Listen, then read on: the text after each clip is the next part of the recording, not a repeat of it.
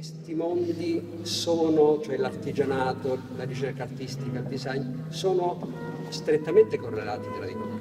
Non possono essere considerati come aspetti separati, no? Perché ognuno dipende da quell'altro.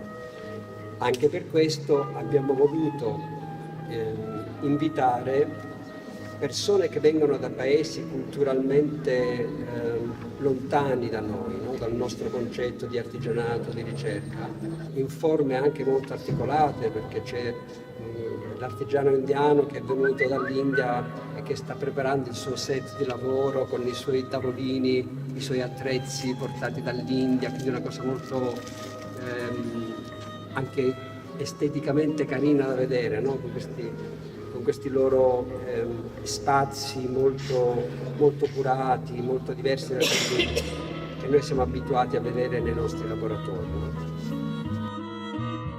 L'aspetto per noi interessante, cioè in realtà la maniera di lavorare degli orafi o delle persone che stanno tornando, che ci sono anche in questo quartiere laboratori nuovi che si aprono in forma completamente innovativa, di persone giovani che sono uscite dalla nostra scuola, ma anche insomma, che vengono da altre esperienze, che tornano a questa attività facendo tesoro delle competenze, delle conoscenze sull'oreficeria tradizionale. Però naturalmente non vogliono più lavorare come lavoravano i nonni, no? Hanno un altro concetto del lavoro, si mescolano, no? Queste competenze tradizionali con tutto quello che è l'innovazione tecnologica, quindi le competenze sulle nuove, anche sulla comunicazione, no?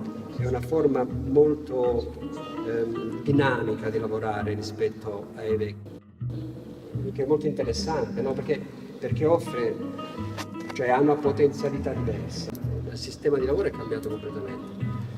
C'è un ritorno perché? Perché il gioiello, grazie alle nuove tecnologie, grazie al fatto che si sono sdoganati tutti i materiali, si può lavorare con qualsiasi metallo che era considerato non nobile, con le plastiche, con le carte, con le fibre di carbonio, con il titanio, cioè diventa un'ottima maniera per esercitare una vocazione all'attività artistica. Non è più il gioiellino che doveva corrispondere, che doveva rientrare esattamente in certi canoni, c'è molta più libertà espressiva.